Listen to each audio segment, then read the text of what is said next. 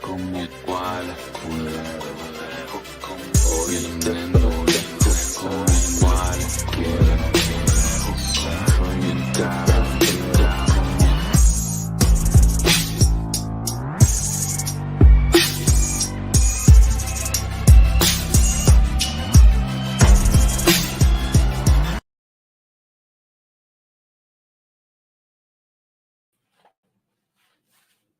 Hey, who you talk to? What's going on? Thank you for joining us once again. It is October 25th, 2023, Wednesday night. It is legit paranormal news. I am King Michael.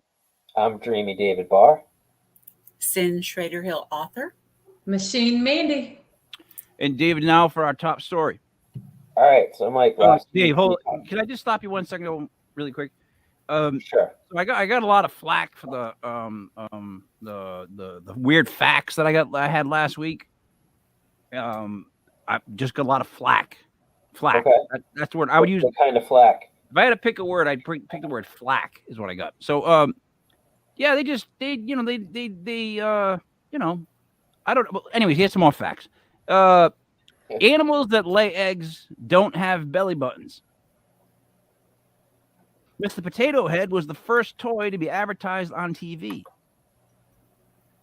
Good luck. Wish me luck on this one. Boantropy is a psychological disorder in which patients believe they are a cow. Nice. So that's actually boantropy is actually a disorder. It's named that. So that means there were enough people to name it.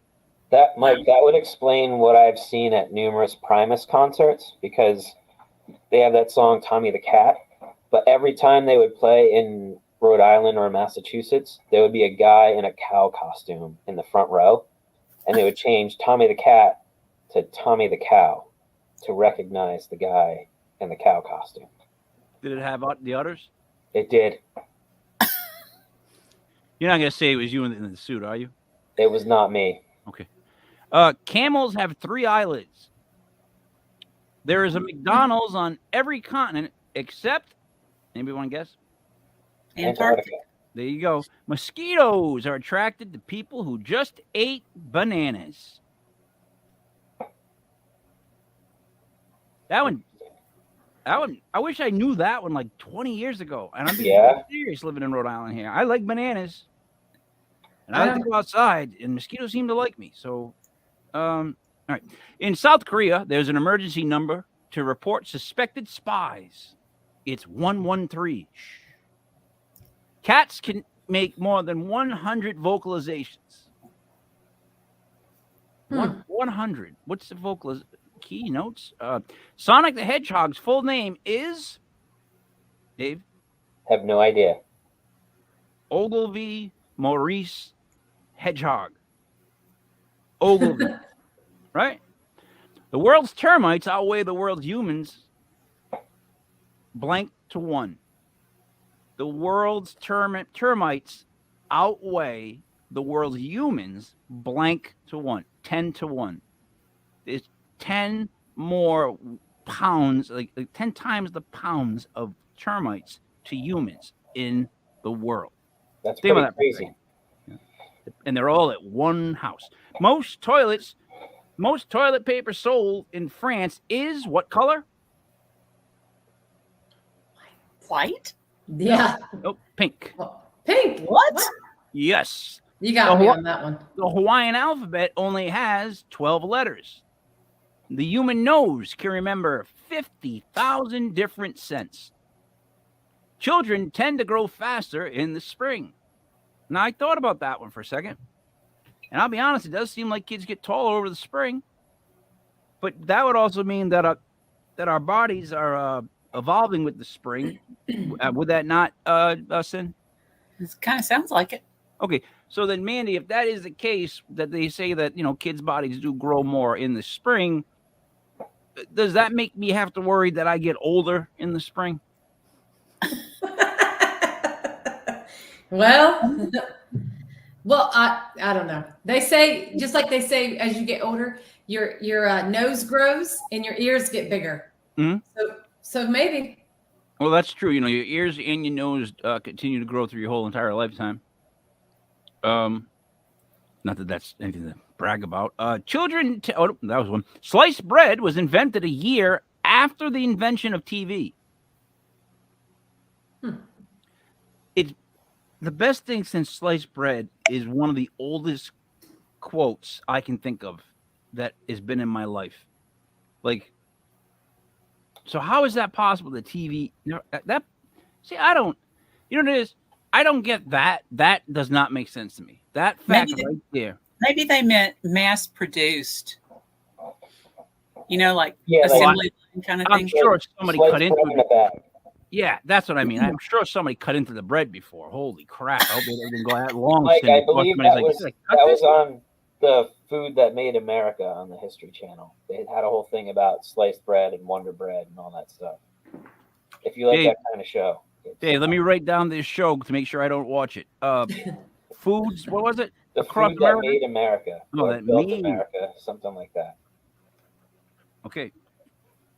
Will not watch. If you keep a goldfish in a dark room, it will eventually turn what color?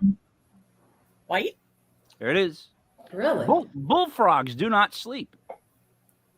A snail breeds. By the way, if you are of my dialect, I can't say the word breeds. Breeds. Breathes. I want. It sounds like I'm. Yeah, breeds, but it sounds like I'm saying. Sounds like I'm pronouncing it breeds whenever I say it. I can't like it. A snail breathes. Son of a bitch, through its foot. What? Yes, a snail. Don't make me say it again. A snail breathes through its foot. What does it do? Breathes. Where? Foot. Fish cough. It took the creator of the Rubik's Cube 1 month to solve the cube after he created it. That's Japanese square watermelons aren't edible. They are purely ornamental. Why? I felt like that line right there was trying to trick me in my bad reading and saying something completely wrong. Did you guys catch that? Because it reads Japanese square watermelons aren't edible; they are purely ornamental. So we had to talk to our producers. I ain't doing that again. I'm not getting caught on a line like that. An ant's sense of smell is stronger than a dog's. Tigers have striped skin, not striped fur. The stripes are like fingerprints. No two tigers have the same pattern. I call bullshit on that one. How do you know? No, be dead serious. How do you make a statement like that? How do you know? How do you know? Have you seen every tiger? How many tigers did they shave to get that information? And worst part is, Dave, it's still not enough because of the way that they phrased it. They had to throw it with the snowflake, fingerprint thing and be like, no two tigers have the same stripes. How do you know? How do you know? How you're not shaving every tiger born is what I'm saying. Maybe they are. Mandy, would you look into that, please? Look up Google shaving all tigers for skin identification. Markings. Or something like that. Markings. Shaving tigers for alligators will give manatees the right of way if they are swimming near each other. Really? Elephants are the only mammal that can't jump. Canned baked beans aren't baked but stewed. And then my last one, oh, Jesus. Mosquitoes have 47 teeth. Let's go back to my last one. If you eat bananas, mosquitoes will bite you with, 47 teeth. I always thought it was just like one stick that just went inside you and they drew the blood out like that. But I'm starting to think that maybe I know the cartoons too much and not the real world. What about you, Dave? All right, so last week we talked about an urban legend from here in Rhode Island that may have inspired Freddy Krueger, the creation of Freddy Krueger. But Wes Craven was also inspired by something that really did happen. It's a true story about a Cambodian family that he read about in the LA Times. the family came to America to escape the mass genocide in the killing fields. Good they reason. made it- What's that? It was a good reason. That's a good reason. Just saying, that's a good reason to move. Oh yeah, if you're gonna escape somewhere, it's definitely a good reason. Genocide, yeah. Yes, they made it to the States. Everything was fine until there was a young boy in the family who became terrified to sleep because that he felt that if he slept, he would be killed by something chasing him. So this boy forces himself to stay awake, sometimes for days at a time. Eventually, he dies in the middle of a nightmare. So like he had to catch up on sleep, has a nightmare, boom, dead. So this became an inspiration for A Nightmare on Elm Street, and Wes Craven told us to Cinefastique magazine. So wait a minute. So this guy was so scared of something that was happening to him in his dreams that he didn't want to sleep. He felt So like he- something was chasing him, so he refused to go to sleep. So he didn't sleep for how long?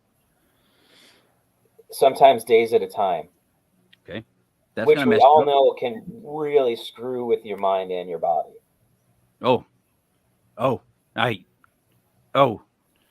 When I pass 24 hours of being up nowadays, it's not good. Yeah, It's not people- just a mental feeling. It's not that back when I was young in the 20s, when it was like, now it's like you physically like, I gotta go lay down. No, I time out, gotta go lay down. So yeah, I couldn't do that anymore. Used to stay up like 3-4 days in a row. I could do that. Now I swear to God, I gotta get 4 hours at least. I've come to terms with my life. If I can sleep 4 hours a night, I can survive.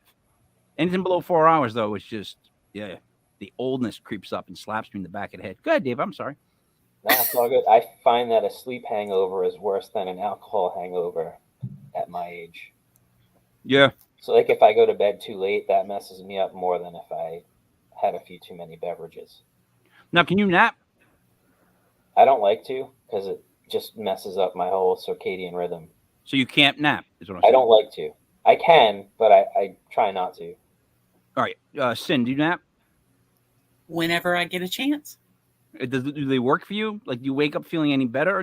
Because I always wake up feeling horrendous from a nap. It's like, I should be sleeping 8 hours. Some of them are heavy like that, yeah. But others aren't. Mandy, naps? Yeah, I've been trying to get one in here and there when I can, only because they say it's good for your heart. Yeah, I got a buddy, and he can take like a 20-minute, 30-minute nap and feel great. Yep, And I hate him for it.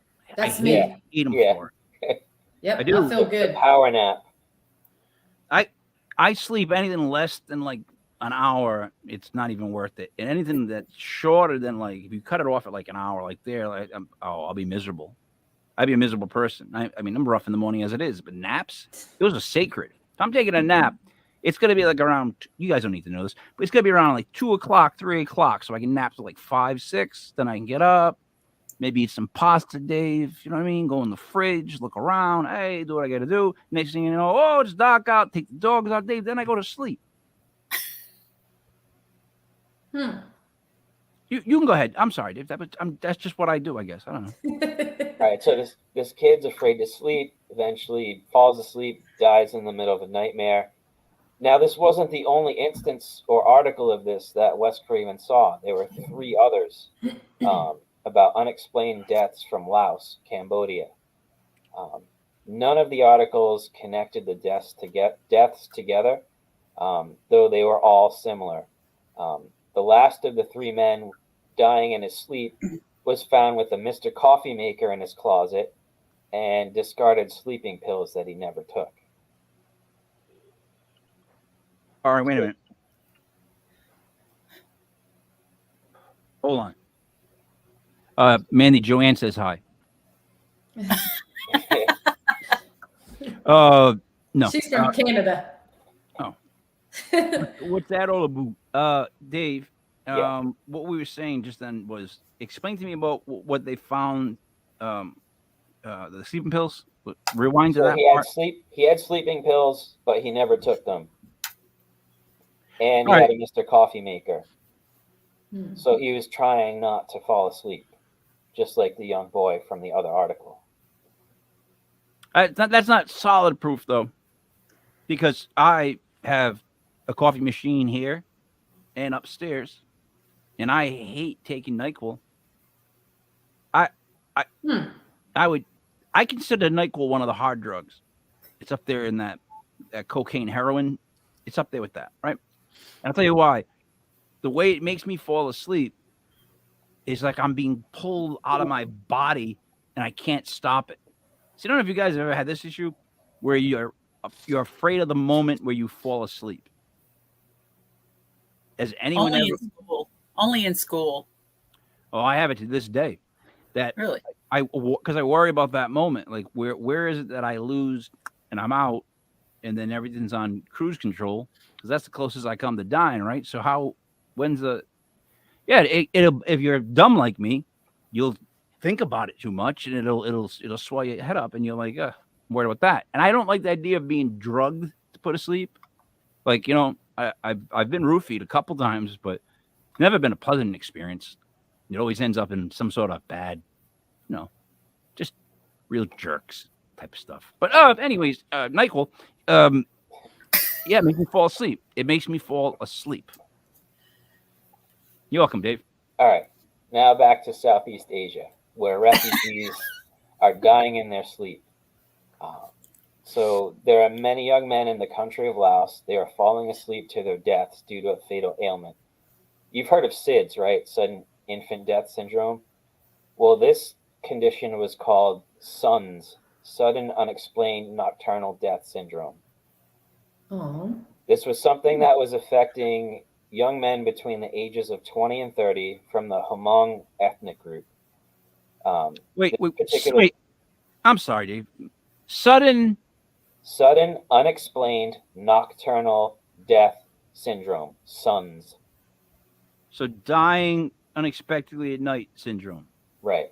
Unexpected nightly death syndrome. I'm just trying to squeeze it together. They went with like 14 letters. Like, why? Just to say the same thing. Never mind. So again, this was affecting young men between the ages of 20 and 30. They were from the Hmong ethnic group. They were persecuted in Laos after this group was recruited by the CIA and agreed to fight the North Vietnamese in the Vietnam War. So between 1978 and 1981, there were 13 nocturnal deaths of Hmong young men that were recorded. According to an article in the LA Times, 98% of those 13 deaths occurred between 10 p.m. and 8 a.m. And during the year 1981, 26 total Hmong men died for the same reason. So many of these victims, they found them dead, but if medics arrived in time as they were dying, they found that this particular group of men's hearts were contracting obscenely fast, as if they'd been scared to death by something in a dream.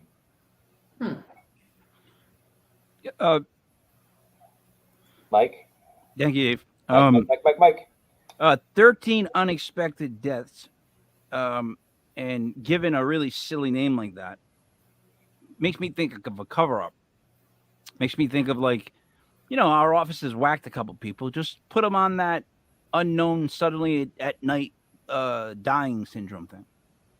They could have been injected with something to mess with. And there we go. Yeah, that would be next. Exactly. So what I'm saying is, it could be a cover-up, could it not? I mean, because that's a very vague, like, watch out for a sudden daytime nap and never get up again ever syndrome. So people were also questioning this because it was only happening to the Hmong ethnic group, only to men between the ages of 20 and 30. Sounds like a serial killer. Right? Mm-hmm. Now, there had been a lot of speculation as to what was causing this. Some doctors were trying to argue that it was poor diet, because these refugees were living away from camps on the killing field, so they're fleeing these camps.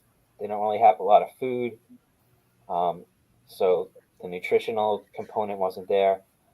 Other people were speculating that it was due to exposure to chemical nerve agents that were used in the Vietnam War, but that was dispelled.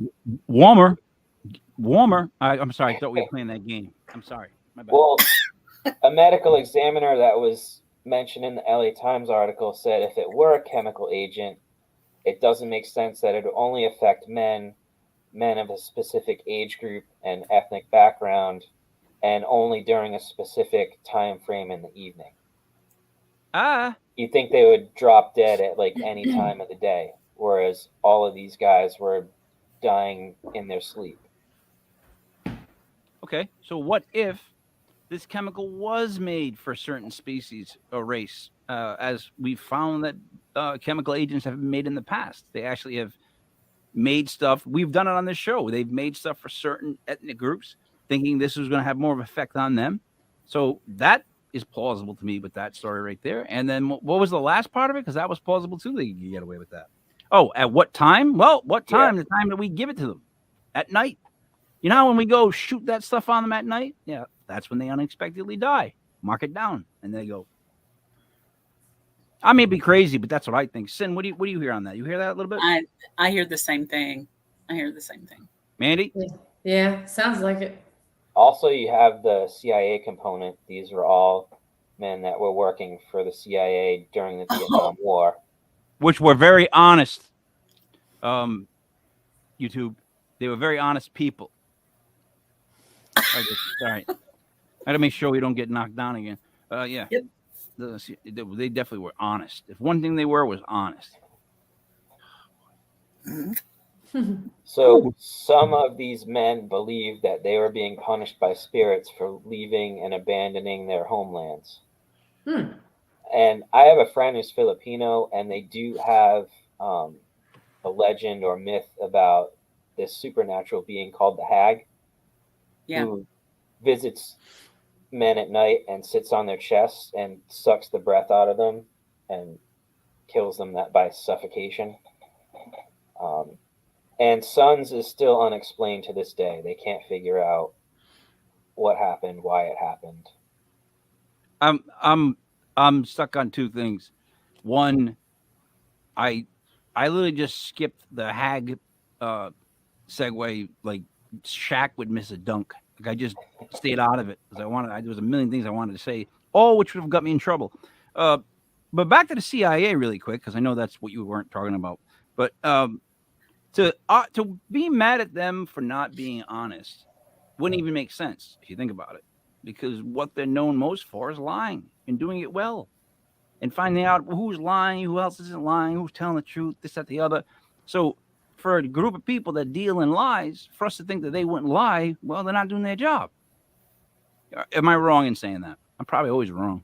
Well, a lot of these things are classified, so we're never going to know the truth about stuff that happened. You don't think so? They could have recruited the Hag. And I got a million jokes now I can't talk about. Like I want to say, oh, people on TV. No, what you're doing this now? She runs this. Trying to buy houses in Maui. Didn't say that. YouTube, allegedly. Dave, anything else on this? No, that's it. Just again, this phenomenon, it's still unexplained to this day. They never solved how this happened. But Wes Craven read all of these stories, and that was some real life inspiration for him to create Freddy Krueger. Oh. So to write a horror movie, a truly good one, you've got to find stuff that scares you, I would guess. Yeah, so we have Fingernail Freddy, who we talked about last week, and now we have some real life stuff. So we have a little urban legend mixed in with some real life happenings. The urban legend sounded more real. The urban legend was more believable to me than the other part about they just unexpectedly die at night. It was like 13, you said, unexpected deaths? 13. A Baker's dozen. 13. But then in 1981, 26 total men died for the same reason. So it doubled in that year. Yeah. 2 baker's dozens. So between 78 and 81, there were 13, and 81, there were 26. Jeez. Sin. It sounds like Yes. sloppy paperwork, Sin. It sounds like sloppy paperwork. I don't want to do paperwork on this. What happened? Oh, he died. Well, what happened? Well, I hit him. No, you didn't. Oh, died unexpectedly. All right, write that down. Like no? Am I wrong? No, I think there's something to it. Something shaky. Something a little bit shady to it. That reeks of it. I'm sorry. Sin, you're up next. You're all set, right? Oh no. Yeah, that's it. All right. Thank you, David. Sin. All right. Halloween superstitions. First one is souls trapped in purgatory are set free for 48 hours on All Hallows Eve. That's a superstition. There's one thing with that, though. The Catholic Church eliminated purgatory. What? The Catholic Church eliminated purgatory. They did. I know. So what I read happened that. to all the souls then? They got a lot of explaining to do with that because that a lot of stuff that I read had that word in it. Now, if it doesn't exist, I got to know how to That's all right. I'm not mad at them for it. But so that's so what the souls all come out on Hallows Eve. Yep. The veil's thinner. No. The veil's thinner. You know what? If you asked me as a kid, what are you supposed to be scared about on Halloween? And I would be like guys in white vans and razor blades in the Snicker bars. Yes. I wouldn't. There's no way I would say anything paranormal. But okay, all right. I'm in it. Let's keep going. And My little old ladies that gave boxes of raisins. That or used to nickels. scare me. Yeah. Oh, I hate raisins. Yeah, you know what the worst part too was the box of raisins, right, was small.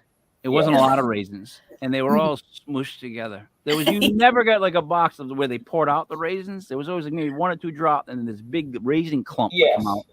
And you'd be like, "Am I going to eat the whole thing, or should I bite from it?" And I would just shove it in my mouth. And you get that raisin juice, and no one really likes raisin juice.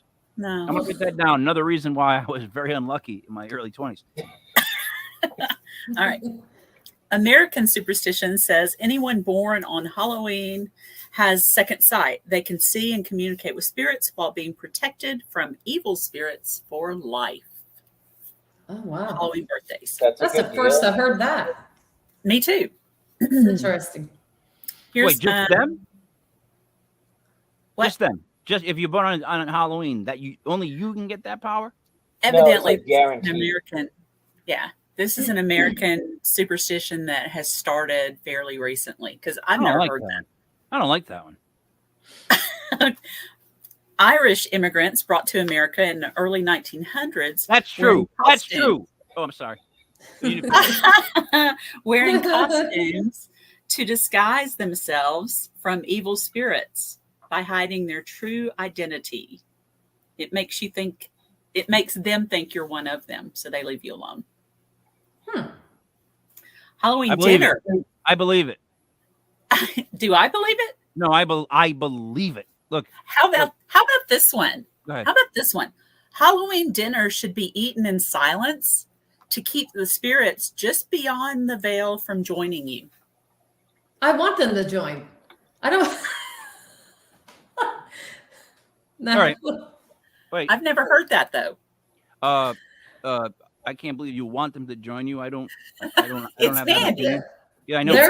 They're going to be here anyway. I mean, and Dave, I don't think me and you going, "Hey, Dave, what did you think of the game last night?" "Oh, it sucked. Pass me the potatoes." Is going to do anything to the veil. Just in case we're writing that down too, it will do nothing to the veil. But go ahead, Sin. Okay. If you wear clothing inside out and walk backwards on Halloween, you will see a witch. Crisscross.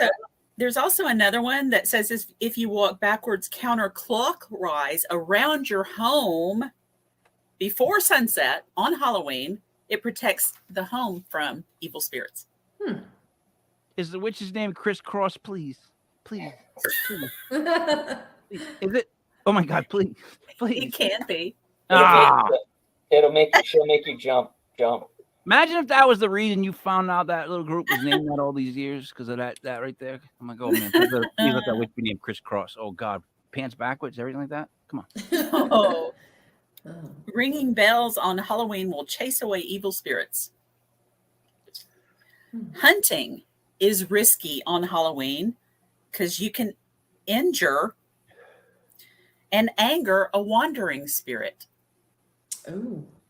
That makes no sense. No, if anything, it's going to make you shoot somebody in a costume. Right? Mhm. That's what I'm thinking. That's what Mhm. I'm thinking. All right. Anyone fated to die the next year will get a sign on Halloween night if they hear a sigh in the wind, because it's believed to be the wind blowing over the feet of the dead. I've never Wow. heard these. A sigh? Yeah. They got to come up with a better Batman signal on that. I hear sighs way too much all the time around me. Everyone that has a conversation with me is like, "Can I get the keys to the car?" No. So it's like, that's not good. I might have a false start. Go ahead, Sin. Now these next three were kind of creepy to me. If you hear footsteps behind you on Halloween night, don't turn around. Ignore them. They might be the dead walking behind you to kill you if you turn to look. Or if you don't turn around, they might be somebody who's looking to kill you. That's A zombie. what I'm thinking too. Might be You a know, zombie. a real person that you should turn around and figure out what they're about to do instead of And being run. like, you don't let them just. Here's guys, safety tip. I mean, I know you're into this, but just safety tip. Whenever in a confrontation or anything like that, don't let them kill you. Does that make sense to you guys? So I'm just trying to put that out there so we're all on the same page. Like, that is really smart. I would turn and be like, "Uh-oh, it's a ghost," or "Uh-oh, it's a guy," instead of "Hope it's a ghost. Hope it's a ghost. Hope it's a ghost." And I'm whack in the back of my head and I'm down bleeding. That's not God. good. It's not good. No. Sorry. Next, anyone traveling on Halloween should carry a piece of bread crossed with salt in their pocket to keep them safe from evil spirits. I've never heard that. I haven't either. That combines like two traditions, because there's Pen de Muertos for the Day of the Dead, and then salt is supposed to protect you from the spirits, but the spirits are supposed to be attracted to the bread, which is the whole reason for having it. Listen, any day where you celebrate it by taking a piece of bread and spreading salt on that bread and then holding on to it is a stupid day. It's just it's stupid. That's ridiculous. That's a dumb thing. That's a dumb ceremonial thing. Sorry. This one I've actually heard. So standing at crossroads on Halloween night is dangerous. Some say spirits will whisper your future. Others say that it's where a man can sell his soul to the devil. Thieves and suicides would be buried at crossroads to make it difficult for their ghosts to know which road led back home. I had heard that. Crossroads is a good movie. I believe in Crossroads. I haven't heard that one. I think a lot of people die there. I think a lot of people live very horrible end of their lives type lives there. A lot of shady crap has gone down throughout history at Crossroads. I believe it holds. If places hold negative energy, like we've been told, Crossroads definitely holds negative energy. It's not positive. I mean, how many positive train rides were there? Yeah. You know what I mean? So there's not a lot of positivity. It's all negative. Go ahead. All right. Seeing a spider on Halloween means a loved one is watching over you, or it could mean a witch is near. Huh. You got either or. Well, then I got a lot of them near me because I got a lot of spiders here. No, it was so apparently there's a bunch of loved ones and witches around my house because mine too. What happens if your loved ones were witches? Touche, David. Touche. Maybe. Bury small animal bones or a picture of an animal near your doorway on Halloween to prevent ghosts from coming into the house. Have you heard that? I haven't. I haven't either. One British tradition says that nuts can be used as magic charms on Halloween. It's believed that because the devil supposedly would gather and use nuts. This and more at Joe's Art and Craft Store. Throw white stones marked with a symbol of your name on them into a bonfire. After the fire is over, dig through the ashes to find your stone. If your stone is not there, you're next to die. What? Oh man. I'll do it. No. No. No. It's a stone. At midnight. No. At Like, midnight it's the on original- Halloween. It's the original version of the ring. Oh, But if it's a stone, a real stone, I'm not going it has throw to it be in there white. like- Has white to be a stone. white stone. So do you guys, does anybody here still do this? I don't even know if you guys ever did. If you see a black cat, do you spit twice? No, I've got one. I Come pet here, it. Tess. If a black, around here, I heard the superstitious is, if a black cat crosses your path, they say spit out the window twice. If it's in front of you, or spit if you're walking outside. But that's one of them I heard growing up. Do you do that? Yeah, actually I do, and I kind of, I'm like, why? So am I you don't have doing a that? black. You don't have a black cat. Then. No. But anytime one would cross my path, if I'm driving or if I'm walking, I always let it pass, and then I'll spit twice. No. Or there's another one. They always say don't go in between like trees. That's supposed to be bad luck. Well, they say cats are bad luck if they cross your path, the black cats. So that's why they say to spit. But in other countries, it's white cats. Really? I've not heard that. Yes. Yes. I always grew up hearing it was the black cats. Mandy, So you just, next Mandy. time you see the white cat too, you better spit out the other side.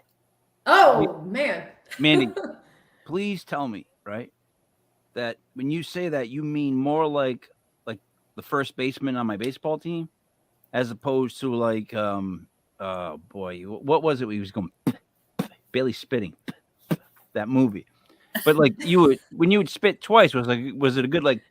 Or were you just like going? Like, is it a fake spit? No, No, I'm concerned. spitting. I am really spitting. You just I am really spitting. spitting twice. Wow. Yeah. I was told when a black cat crosses your path, you just go the other way. Like, I swear to God, you just change your paths. That's what I thought the whole superstition was. I didn't know we had to spit at the cat. I missed out on a long time of getting to spit at cat. Yeah, let the cat pass, and then you spit. So after he's gone and passed, that's when you spit. Well, can I ask you something? Don't you think you scare a cat off if you spit at it? No, I No. honestly- That's where that came from. Just trust me. I Oh, don't even know. that would make Look at this. sense. From back in the day, they wanted to get the cat away. Yeah, You spit I at can it. see it. To wait for the Yeah. cat to walk past your path and then spit twice. I don't know. It was one of those old superstitious things passed down from my grandparents. I'm just, dude. I have the go by St. Anthony's Church prayer, tap the roof 3 times. I have so many of those that it's crazy. Yeah, I don't spit. I've never spit. I'm just throwing that out there. That I'm mind boggling. But you're spitting twice when you see a black cat. Every time. I have Mandy- done it, but then I'm like, oh, I try to look Mandy- at it as good luck. I really You can't come into my house. do. I would All not over your do it. floor. All over your floor, she'd spit. She'll When I spit was- shine your whole house then. This would be, listen, this was more when I was younger. Okay, I would I do don't that. think so. I think you still do this. Oh, yeah, she still does. She definitely does. I would put all the chips, Dave. Grab your hand in mine and just push them in the middle. Trust me, she's done it recently. That's where that came from. Yes, she still does. Well, I'm gonna tell you, I love cats. I would never do anything to hurt a cat. But I've always heard about the black cats, so that was just something, I kind of did. And I try not to do it a lot, but So she'd be sitting in Sin's house, like Hey, no, I'll have another. Oh no. I'll have another cup of coffee. No, hey, is that your husband? Nice to I meet might- you. I'm a man. Like. I'll is tell that you what. what- I will spit before I go inside her house. Nah, Hey, hey, stop. And let me know where you are. Let me Can I ask something? Can I ask something? Because you shouldn't be a hunter because your timing's off. Like you spit when the cat walks through the street, and then you spit. And now you're saying you're gonna spit outside the house before you even go in to see I'll the black just cat. So I'm trying to figure out your whole spitting technique. It's not working. You're just spitting at the wrong time. Get in the house, see the black cat, walk back outside, spit on the lawn, come back in the house. I wouldn't want to spit in her house, so I Thank do you, it Mandy. before. Are you following all this? I'm trying. All right. Okay. At midnight on Halloween, light a new orange candle and let it burn until sunrise to receive good luck. If a candle flame burns out or turns blue, a spirit is near. Yeah. I don't think that's the truth. I don't either. That's just got to do with the what it's burning with. Yeah, and how hot the flame gets. I didn't write these. Oh. Just Oh. There's an old Scottish saying that a woman would hang a wet bed sheet by the fire on Halloween night in hopes of seeing visions of her future husband. Believe it. Well, yeah. Believe it. Another Scottish saying, if it's not Scottish, it's crap. Crap. Crap. There's actually like a couple of superstitions that are like that are very similar. It's one about if a woman buys a clown car and sets it on fire and can figure out how to start nuclear war, then she's going to find her next husband.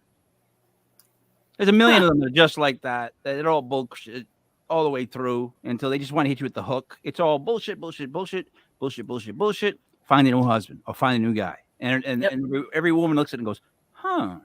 Let me try that. Here's one. If a black cat crosses your path and you spit and the spit hits a guy, you have a good chance of having a conversation with that guy. I believe that one. I do. There's going to be a conversation at the very least if you spit on somebody, just because of, especially because if I'm the guy, right, and I got spit on like that, even if I knew she did it by accident, I'd be like, what the fuck? And she'd be like, cat crossed my path. I'd be like, he's already in the woods. He's in the woods when you spit on me. You know what I mean? At least pay attention to your surroundings. See, it's like an icebreaker from 1632 or something. Excuse me? One of the oldest superstitions is about open flames. They light the way for souls seeking the afterlife. And if you stare into an open flame on Halloween, you might see the future. That could be true. But it could be true. I heard our best man one time end his speech with open wishes. Isn't that awesome? Yeah. It was, when someone's doing an awkward bachelor speech and you're like, oh God, like you don't feel bad for him. I feel bad for myself. Because it's like, screw him that he's uncomfortable. I got to sit here and watch him be uncomfortable. It's worse for me. I feel uncomfortable. Right, Dave? That last time at the wedding? Yeah. We feel uncomfortable because this guy can't read a speech, and he ends it with open wishes. I don't even know what that means. Continued, I guess? I don't know. I don't know. I want to read two more because they're really close in what they're talking about. And it's about the initial of your future spouse and all that kind of stuff. So one of them is to carefully peel an apple and let the peeling be in one strip all the way around, and then throw it over your shoulder. When you turn around, it should be in the shape of the initial of your future spouse. Brought to you by Band-Aids. And the other one is to catch a snail on Halloween night and to lock it in a flat dish so that it just kind of moves around by itself. And then when you take it, when you open it the next day, you look at the slime and see if there's an initial in it. That will be your spouse's initial. I thought my clown joke was bad with like situations. That snail version of it is even worse. That's I hate interesting. snails. You guys get snails? We get snails. Dave, you get snails in your house, Dave? Oh, I got God. snails. No, not at my house, but I've seen them down by They're where my big. grandma used to live. I'm surprised I haven't seen a lot out here. I had two of them once making love. No, I wish I was joking. Tell a joke. No, yeah. So you know what I did? I filmed it, and I made it a romance at first, and then it turned quickly into a horror film. Because you know what I did? Oh, Oh, you better believe it. There's these two big fat ones, and they were just sliming together. And I went inside, and I came outside. I gotta find the film, and I'm like, Mr. Salt Man, and I was like, shake it, shake, shake, shake, shake, and they just started to die in horrendous ways. Where I was like, is this too gory? I'm like, no, go for it, Leopard, go for it. I just treaded on. I dropped some more salt, and then it's an explosive ending to say the least. And it was not a happy ever after, make it to Lifetime Channel type. Not that I mind Lifetime Channel. I liked Who's the Boss, the blonde woman from there. She's on a bunch of movies. I'm sorry, Cindy, did you have another one? I'm good. Mandy. all right. I'm gonna name the top 10. Well, real life scary movies. These are based off of true stories. Number 1 is The Zodiac. 2007, it came out. It was based on the serial killer from San Francisco in the 1960s. It was Gyllenhaal. Jake Oh, Gyllenhaal. Yeah, that was a good movie. It was. I'm Yeah. such a documentary guy, but I swear to you, I just all I watch, and I'm like, but Gyllenhaal, I like Jake Gyllenhaal. Yeah, he's very good actor, very good. Jughead was phenomenal. Jesus, I'm sorry. Go ahead, man. Oh, the Amityville Horror in 1979, which was based in the 70s. And this was a family that had lived in this house, and they had all kinds of crazy phenomenal things going on. That which led it to become one of the famous horror movies. Yeah, Amityville. Written. So the thing is with Amityville Horror is this: it's simple. Whenever someone says the 70s, I just have to shake my head yes, because whatever they say comes out of their mouth that happened in the 70s, there's a good chance it happened in the 70s. Like things that happened in the 70s are to me, that's the decade where the strangest things I can think of happened. I mean, disco, but I mean, I digress. Back to paranormal, like all this stuff in the 70s, all these weird events in the 70s. I was born in the 70s. Oh, so was I. 78. I was too. Yeah, so was I. Just in the early 70s. I barely made it. How about that? Into the 70s. I barely made it. Back in my day. Right? Dude, here's the thing about the 70s. I heard someone today, they were complaining, and I thought to myself, when I was younger, the older people would complain like, oh, things were so much better back in the day. Oh, so much easier back in the day, or whatever. And now it's always like, you could get away with that back in my day. You wouldn't get arrested. Or, we used to do that kind of stuff back in my day. And people look at you like you're a horrible person. It's totally flipped. It's like, I'm like, there were no. I remember I said to one kid once, I was coaching a basketball practice, and the kid asked me something. I was like, there weren't cameras in our school at all when I went to high school. He's like, No what? cameras, no caller Like, ID. what? Like, there wasn't a single camera in the whole place. I'm like, we used to play jokes and tricks on the janitor. He couldn't find it out. It was us for 2 months. Dude, I did some of the most trivial, ridiculously stupid prank type stuff just to make myself laugh in high school. You did? Oh, no. Listen, I should have got arrested. And I'm sorry, but this is really quick. Oh, you're fine. It was I tell the story all the time. It was a 3-day weekend coming up, right? And we get into this argument with this girl. This girl got away with way too much. So it's like, how do you get back at somebody that got away with way too much? Well, you can't hit her because you don't hit girls. I digress. What do I do? All right, we went down to the fish market. And we got 2 dead fish. and we put them in a locker with allegedly. It could have been me. It could have been someone I knew. And we put 3 wieners loaded. Close. Now, I come back on the Tuesday thinking, oh, I hope the that part of the building it smells. I hope at least around her locker it smells. We come in the front door, me and my friend who was with me, my accomplice, and we can smell it all the way out to where the foyer is, which has nothing to do with that part of the building. So we're like, oh, fuck. I go up to the 3rd floor of my locker. I can still smell it. Now we just have to go towards where it's at. And there's so many kids gathered there. The firemen have it fumigated. It's taped off, right? The girl is standing there crying, talking to a policeman. I'm thinking, oh my God, we're dead. Like, we're dead right now. Dead to rights. Someone's going to rat anyways. And my friend turns around and starts to yell throughout the crowd repeatedly. Anyone says anything, they get it worse. Someone says anything, they get it worse. Anyone says anything, they get it worse. No one told. Allegedly, I could have done that. It might not have been me. I'm just telling a story for the entertainment purposes. But you realize that saved me. That whole scaring everybody with that premise. Like, in other words, look what we just did. Imagine what we're going to do to you. Right? So, yeah. I'm sorry to say I was like a mental bully, I guess. Would I be considered that a mental bully? I guess I'm a mental bully. Yeah. I gotta go sit down lay down on a couch and just talk to myself, get in touch with myself. I really think that I might not be a good person. I'm do some shadow work. Oh, go ahead, Mandy. Now I'm depressed. Okay, number 3, The Conjuring came out in 2013. This is based on Ed and Lorraine Warren.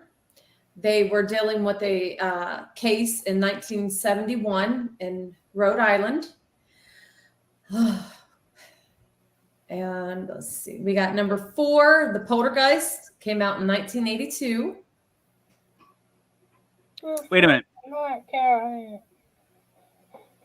What? Who did that? Was that you, Dave? What was that? It was. I heard a kid. No, that was Don't Look Into the Light, Carol Ann. Don't go into the light, Carol Ann. I was like, what is that? Dave, I don't know what I'm creeped out by more. The sound of what you just played, or how quickly you had that sound at your disposal. I'm quick sometimes. What can I say? I'm just saying. Yeah, I don't know. It was like Carol Ann was like right on beat. You didn't even miss a beat. It was like a 1, 2, Carol Ann. I'm sorry, Manny. And number 5, Compliance in 2012. I don't think I've seen that one.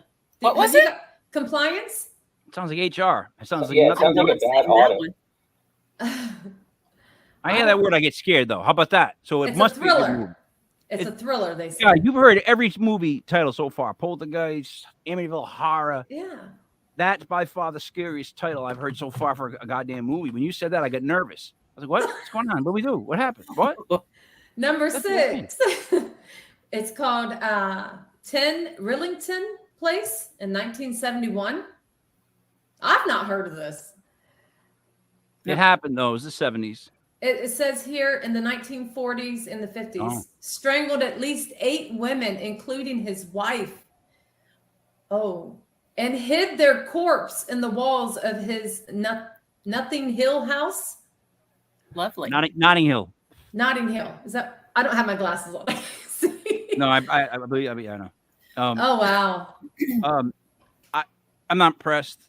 I think it was way too easy to kill someone back in the day. I really don't. I don't like.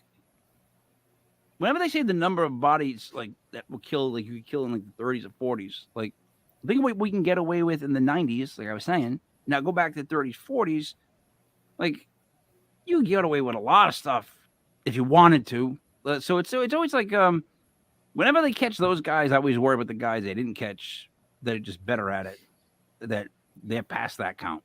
I know that's a little dark. I'm sorry, Dave. You got me depressed, and now I'm in this place where I'm talking about just death and dark. I'm gonna hit the whiskey. I'm sorry, man. Move towards the light, King Michael. Number 7, open water in 2003. Now this freaks me out because I am terrified of sharks. But I do go in the ocean. I know that sounds crazy, and I have snorkeled, and yeah, it's scary. This is based on the true story of a couple that went snorkeling, but they were on a boat that had stopped, and everyone got out for about an hour. Well, they went too far, and they were miscounted, and they did not get back on the boat, of course, and ended up getting, dying from being out there so long, no one finding them, sharks attacking them. They never were found. That again, I've said it before. I would rather be set on fire than drown. That's a horror. That's a true horror story for me right there. However, the sharks part, no, not so much, because, like I said the day before, there's a beach that all the real Guidos would go to back in the '80s called Scarborough Beach. It was almost like a nightclub, but on the sand. You remember Scarborough like that? Like, Yeah. In the '80s, guys would be like the bad guy from Karate Kid, or like really, really jacked. Everybody was just big, and their backs were all broken out. I couldn't figure that out either. But Steroids. Scarborough Beach, my friend Dave was swimming, and a dorsal fin popped up. Oh and just started to no. go around him in a circle. And we ended up doing a song about it. Like he was one of those people that showed up. He's like, "We're doing this," and it's like his part was so long that we shared vocal parts that I was just like, I'll just do this a little bit. Call a song. We're good. Because I knew how bad he wanted to do it, because he was swimming and a dorsal fin popped out and just circled him on at Scarborough Beach. Like, do you know what I mean? Like, I mean, that's common on the Cape, not so much like in Rhode Island, but I suppose if the water's got warm enough. You would think Sand Hill Cove, right? Maybe Yeah. because it's a cove, they get caught in it. But Scarborough, like, I was like, how far out were you? Like, what are you talking about now? Scarborough. I'm sorry, Mandy. No way. Gives me creeps. There's a Snowtown. 2000 and I think this says 2011. I don't know where you're gonna go with this one. It's based on the Barrel murders. I've not actually 1971. It said, yeah. Is this Christmassy? Are we talking about Christmas right now? Because I don't know. If I'm the just naming some of the top 10 movies that were based on true stories. True story of what though? A Christmas horror thing? Is this Christmas horror? Like, this was it said it was based on murders. It probably took place in the wintertime, and that's why they're calling it that movie. That's what the movie was based on. And I read something about Australia. So I believe it was this must have happened over in Australia. It couldn't, right? I mean, I'm gonna sound really stupid. Or the writer, I mean, not in Australia, but the writer or the killer, whatever it said, it was something like that. Something about Australia. Now I'm gonna go back and fact check you for this whole show. Yeah. That was the last one that I read. I felt like you were trying to. That was very good, thank you. I felt like you were trying to confuse us on purpose, though. If we're all being honest at that point. Well, I'm going to look up compliance and Snowtown. Yeah, Snowtown. Look it in up. Australia. I've seen the others. Yeah. Hey, you ever visit? Dave, I lost my page after that. So, Dave, you ever take the wife to Snowsville, Australia? No. Oh man, it's so great. The premise for that one is Corky. He went on a bit of a walkabout and killed a bunch of people. You should have said he killed a bunch of snowmen. That's what you should have. A bunch of snowmen. Yeah, there you go. All right. This Saturday night, live streaming at 9:00. I guess I will be.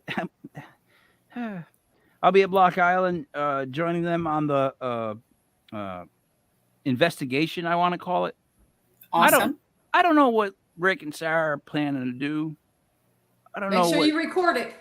I'm gonna record it, but here's the thing. Again, I might wear my running shoes because again, they're gonna do stuff. I'm not gonna do stuff. Like I'm not there. I'm not gonna make it. No, I don't want to attract anything extra. I'm already, because here's the thing, right? They're gonna do this investigating, right? Mm-hmm. If it happens while I'm there, now does that make it worse? What do you mean? If they get communication, Just isn't it? Wouldn't it be like as far as people watching something and actually believing in it, and everybody being so cynical, like they just I am. So I mean, I know what I'm talking about. If I was watching it as a third party and I saw me filming it, and then all of a sudden something happened, I'd be like, "Oh, come on!" He goes there that one time and something happens. I've only been to the USS Salem, like at night, and I think I went to one other place. But I don't go on these things. I don't walk into places like this. I'm that person that fears that when I walk in, it's going to be like, tomb. Like, you know what I mean? Just I'm either gonna push it all away. I'm gonna bring it all in. Someone else might get it. I don't know what's gonna happen. But I get that. Mike, you're gonna walk in. You're gonna say, "Who'd you talk to? What'd you say?" And you're gonna get a nice EBT. Yep. You know why I say that before every single show? Does anyone know? Nope. No one knows that. No, that trivia. So, my friends would make fun of me because apparently that's what I always used to say to them. So they made a Christmas album in my name, songs making fun of me. I used to do that for them, so they did this whole DVD for me. But one of the choruses was, "Who'd you talk to? What's going on?" Dun dun dun. It was those electric light orchestra underneath it. Who'd you talk? So I'm like, you know what? I do say, "Who'd you talk to? What's going on?" a lot, don't I? And then I just started going, "Hey, who'd you talk to? What's going on?" It's me. And that's been my intro ever since. I took what they made fun of, and I'm like, it's a good idea. And what's even better is if I take what you made fun of me with and I make it good, now we're both screwed. Sin, what would they say to wrap it up? Look, I've got my 50 came in. I'm so excited, so excited. This is the proof copy, which is that little band across. But these are available on Amazon, and I'm trying to get a book signing set up here in my little county with the bookstore here, and we'll let you guys know when it is. So, isn't it great to get it in your hands? Let me phrase it. Get the book back home, like the real copy of the book, like that. Yeah, digital. I got to see the first 2 copies in Nashville because 2 of my friends had ordered them and brought them by for me to sign. So that was really cool. But I've got my copies in now, and I'm so excited. When my book went up for sale, the first 2 copies sold were incorrectly edited. They were like strike lines through all like the words. Oh no! Yeah, and then I sold, I think, 20-something soft copy, and then 3 or 4 hard copy, which I still don't know who the frig would buy them. And I never stopped. You know, I never went back. I've yet to even check my Amazon page to see if I've sold any books since. you might have some money in there. Probably not. But I never. You know, Sarah bought one. Sarah bought one. I wonder if she's bringing it up to you to sign. I didn't even know. That'd be awkward. When I say no, I'm sorry. I don't sign things. Take a metallic pen, like gold metallic. No, all right. So you want to know the truth? Because what the fuck? I'm already 3 in. I always used to sign, like when I was in the band, and people would come up and ask me to sign the CD or sign me. I was always like, "That's the dumbest thing That's so like." In my head, I was always thinking, like, "Did your parents not teach you? Like, what are you talking about?" Like, I was in my 20s and they were in their 20s, but it didn't matter. I'm going, "What are you?" So, you remember League of Their Own? Yeah. That sounds familiar. The girls' baseball team. Tom Hanks is their coach. No There's no crying in crying baseball. in baseball. Right. So, I would always sign, if it was a guy, I'd sign the CD, "Avoid the Clap," King Michael, because that's what Jimmy Dugan would sign on that kid's baseball, and the kid's like, "Avoid the clap," and he's like, "That's good advice." It's just such a great. So it's like, you know what? If you want me to sign a CD, I'm gonna make it seem a little stupid, and there you go. Because I didn't. Would you guys no, seriously, have the three of you been asked for your autograph? No. Oh. No. When Mandy, it's yes or no. You don't have to. yes. Mandy. Yes. Mandy. Now, Dave, you? I have not. We were in Tennessee at where the Moonshiners were, and we were actually with them guys, and a lot of people recognized the Ghost Sisters, and they had us signing things. So I was like, oh, okay. Well, shirts and things. So I was like, all right. No. I mean, listen, we went up to Derry, Pennsylvania. They had the Derry Palooza. There's 6,000 people. You couldn't see to the back. When you can't see the back of the crowd, it scares you. You come off stage, and they go, when you come off stage, you go into the signing room. And I'm like, what is that? They're like, you sit down at the table, and the people that come by and buy your stuff will have you sign it. I'm like, ain't nobody buying our stuff. When I'm not going to go. I get off stage, I'm soaked sweat. I'm not going to go sit there. We went and sit there, and people came by to have us sign stuff. I was just like, what the fuck is going on? Like, what? You know what? There's it's weird. I have the piece. There was only, Dave, I don't know if you know the history of this. I think there was only 6 made. So Dave Lysick, older brother of Rick Lysick. From Shed. Used to be in a band called Shed. Yeah.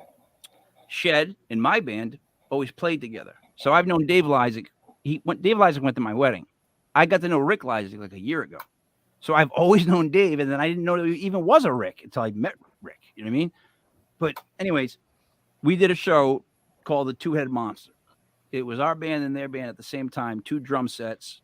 It was like 3 guitar players, 2 bass players, a DJ, Dave singing, and then me and the other Dave doing our stuff. We would play each other's songs, do cover songs, constantly going on and on and off like that. It worked out like extremely well. It was like we sold out the Strands, or it was Lupo's at the time, and just crushed it. It was like really like 6, 7. It was crushed it.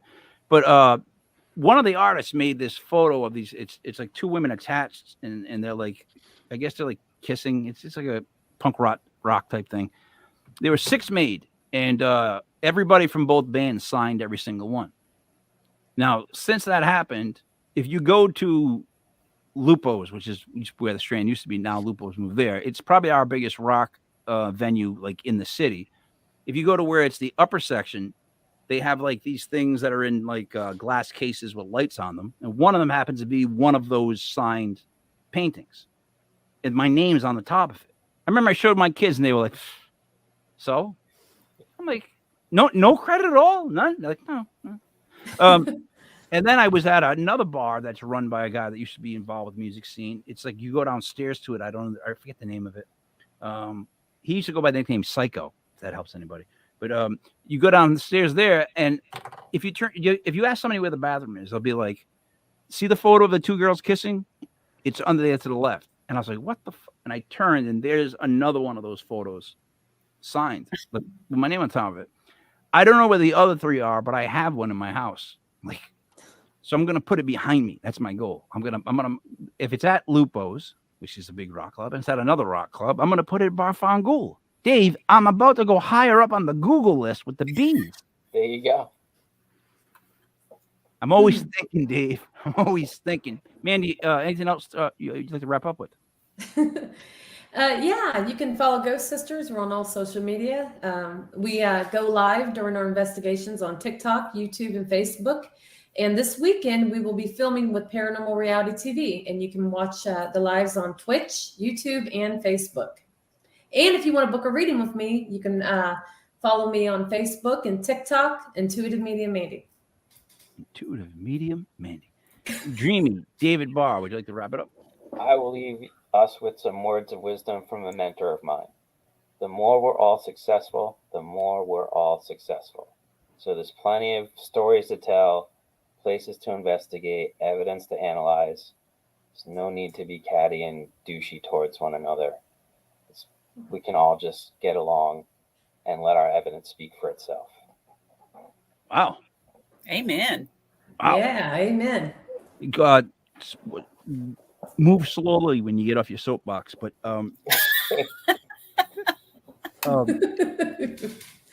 No, I'm ready for the investigation Saturday. Dave, I got to tell you, I accidentally came up, I think, with some like comedy material that I want to run by you. That it actually, but it was actually just me in real life, and I just allowed myself to keep thinking.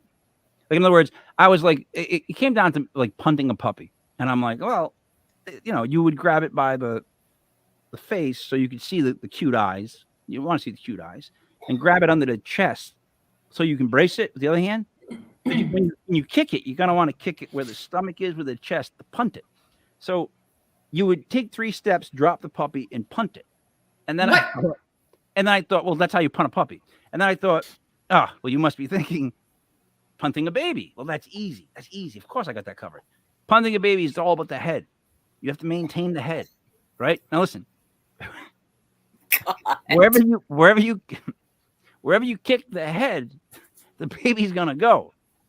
And sometimes, even when you just kick the head, it'll be there. Dave, and then I started complaining about having to do it, and how my knee hurt and my elbow would hurt from dropping the puppy, and there was different techniques that I took it so deep. I'm like, what is wrong with me that I can try to make those 2 things funny? Like, why do I think I can make punting those 2 things funny? And the thing is, I'm insane, because I talked that out for so long. I was like, the semantics were stupid. I'm talking about contracts and all kinds of stuff. Like, I was a professional puppy punter now, which sounds funny to me when I say that. You know, professional puppy punter. What? Oh yeah, I grab my face. You want to see the eyes? Boom. Mandy is so disappointed in you. Look how mad I made you guys. It's exactly my point. By the way, just for the record, I've never punted a puppy or a baby. I don't know. You might find that shocking. Some might find that shocking, but I've never actually really done that. Just because, I don't know, I have parents and I got a brain in my head, and not a lot of puppies and babies around here to punt. When you're out on that investigation, you should tell a joke and see if the spirits respond to you. Oh. Have you recorded that so that I can hear nobody laugh? Like, you might make a spirit laugh. You never know. Nope. No. You should. I'm going to try it this weekend. I'm going to try it this weekend if I remember. Or you might get attacked by the spirit of an angry puppy that was punted. Oh, I don't mean to tell that joke. No, I meant something else. Oh, I'm going in there puppy punting and baby punting. Crazy. I'm gonna be like, the baby puppy punter is here in his house. I'll be like, what's up? What's up, spirits? What's up? I was talking about another joke. A different joke. Yeah, I pump a baby. I'll punt that baby to the 5-yard line, make it spin right out. All right. I would never punt the baby or a puppy. Let's all get control of ourselves. Dave, I'm really disappointed in you bringing up the whole punting a puppy thing. Saturday night will be the event. Tune in for the live stream, and I'll wrap it up like this. For the machine, Mandy. For Sin, Schrader, Hill, author. For Dreamy David Barr, it is me, Mike Leopard King, Mike L. This was Legit Paranormal News, brought to you by legitpodcast.com. Please check us out Saturday night at 9.